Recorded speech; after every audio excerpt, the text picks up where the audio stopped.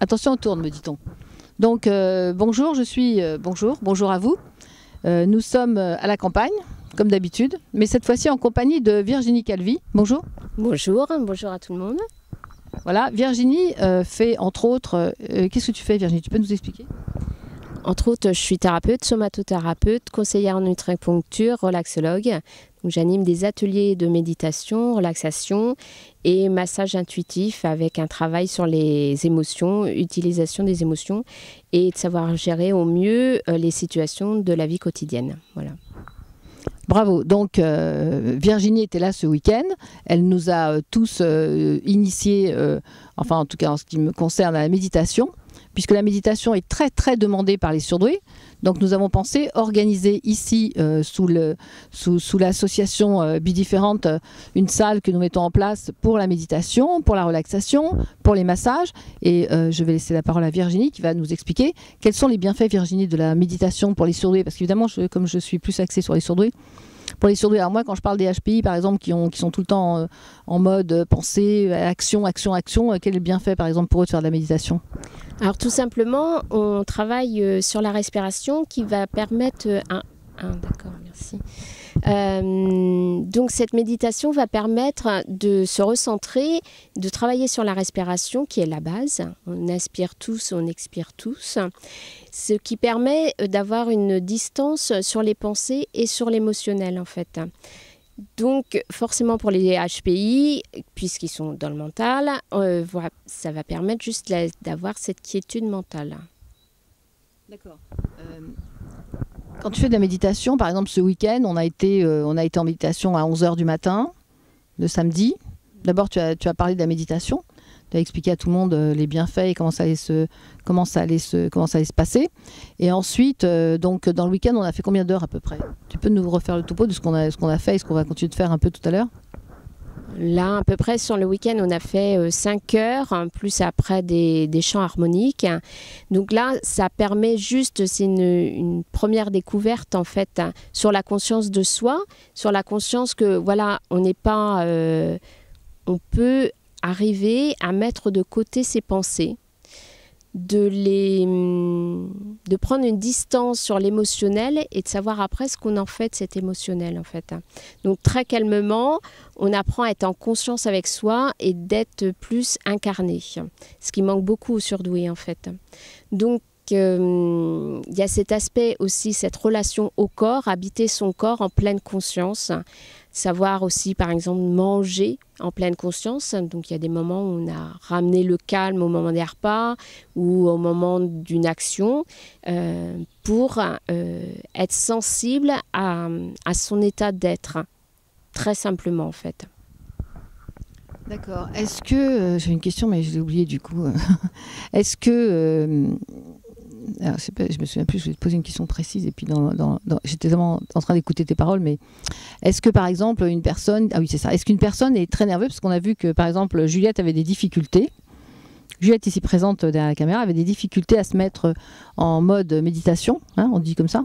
Est-ce que des personnes peuvent ne pas s'adapter à la méditation? Alors peut-être certaines, mais en tout cas c'est un apprentissage et comme tout apprentissage il faut du temps. Il n'y a pas, en tout cas, c'est pas la peine de chercher le résultat, la compétition. Pour apprendre à cuisiner, eh bien, déjà, il faut tous les ingrédients, la casserole, etc. Donc, c'est tout un cheminement. Et donc, c'est petit à petit. Ce qui est important, c'est, voilà, même si on prend 5 minutes de sa vie, chaque jour, qu'on revient à cette respiration et être dans le corps, ben, ça va amener petit à petit à régler un peu, c'est comme un muscle en fait, qu'on va travailler entre le flux de pensée et la respiration. Donc à chaque fois qu'on est dans un flux de pensée, on revient à la respiration et ça se travaille. Donc Juliette effectivement avait du mal. Le fait de revenir profondément à la respiration lui a permis à un moment de calmer cet esprit et de revenir plus dans son corps en fait. Mais ça se travaille régulièrement.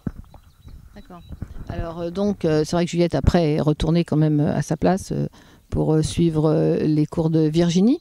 Mais est-ce que, par exemple, on peut arriver des personnes qui sont inhibées, est-ce que ça leur apporte quelque chose ou ça n'a rien à voir? Ou est-ce que c'est vraiment autre chose? Est-ce que la méditation, on peut s'appuyer dessus ou venir, par exemple, avec toi, suivre des séances de méditation pendant les week-ends pour des personnes, quel genre de personnes? Par exemple, des personnes qui sont inhibées, des personnes qui sont timides, des personnes qui réfléchissent beaucoup. Alors, précisément pour certains problèmes, j'aimerais que tu nous dises quel type précis pourrait avoir un bienfait, un bien-être immédiat. Enfin, tu comprends, même s'il y a un long apprentissage, mais quels sont les types de personnes qui seraient tout de suite bien dans la méditation? De toute façon, toute personne peut accéder à la méditation. Ça, on est d'accord. On parle activement de la pleine conscience, qui est déjà pratiquée dans des hôpitaux pour les personnes dépressives, avec des protocoles, etc. Donc, effectivement, j'ai envie de dire, tout public peut venir, quel que soit l'âge aussi, hein, les enfants aussi, les personnes aussi de 70 ans, voilà, le panel est large. Quel que soit son profil, la personne va y trouver un bénéfice. Mais c'est en fonction de chaque individu. Donc chaque personne vit cette expérience différemment. Donc il faut surtout prendre en compte cette expérience sans jugement, sans préjugés, avec un accueil de bienveillance, d'amour et chacun faisant son chemin. Mais effectivement, si on suit les protocoles techniques de la pleine conscience, on peut vraiment arriver à des états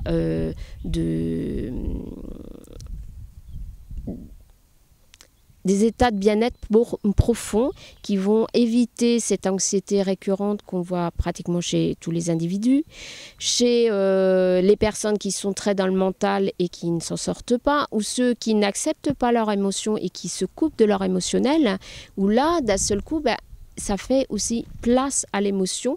Et après, il suffit d'en tirer profit de cette émotion et de l'exprimer. Voilà. Donc, excuse-moi, toutes les personnes peuvent venir, c'est-à-dire les enfants peuvent venir, donc on les recevra à la ferme aussi. Et en dehors des questions donc c'est plusieurs heures. Nous avons fait donc plusieurs heures durant le week-end avec Virginie Calvi. Évidemment, ça a été un enchantement et un émerveillement pour tout le monde. Les personnes, c'est vrai, un peu stressées, ont quand même eu du mal à rentrer dans la méditation. Voilà, ce que Virginie nous dit que c'est normal. Et ensuite, c'est vrai que les bienfaits ont créé une autre ambiance au domaine de la ferme qui était dans la sympathie, mais dans la bienveillance. Il y avait une espèce de quelque chose de bienveillant qui s'élargissait, qui prenait une autre dimension. Virginie, tu as quelques conseils à donner pour la méditation? Est-ce que les personnes doivent suivre chez elles une fois qu'elles sont venues ici? Est-ce qu'elles peuvent continuer chez elles? Qu'est-ce que tu leur conseillerais de faire après un week-end de méditation? Alors surtout là, on a fait vraiment de la découverte, j'ai envie de dire. Déjà la différence entre relaxation, sophrologie, méditation, et la pleine conscience, même si on n'a pas été au bout de la pleine conscience. Moi, je pense que ce qui était intéressant, c'est toujours continuer cet espace de je me prends un temps pour moi, je respire, donc ce travail sur la respiration et prise de conscience du corps, donc vraiment habiter son corps. Et ensuite, peut-être continuer quand même quelques week-ends de stage en méditation parce que, voilà, à un moment donné, on a besoin d'être guidé. C'est normal, quelle que soit l'activité, le support, on a besoin de guide. C'est inévitable, en fait. Mais c'est intéressant. Bon, écoutez, je pense qu'on a tout compris, en tout cas ce que Virginie est venue nous expliquer. Ça sera avec plaisir qu'on vous recevra domaine de la ferme sous l'association Bidifférente avec Virginie Calvi qui revient avec plaisir. Virginie, oui. Tu reviens avec plaisir. Alors, je tiens à rajouter, en tout cas, je remercie Raymonde de m'avoir accueillie et puis toutes ces personnes vraiment merveilleuses et ouvertes. Et puis, on est dans un cadre vraiment idyllique. Donc, je vous incite vraiment de venir ici parce que c'est très calme, c'est très agréable. On est vraiment en connexion avec la nature.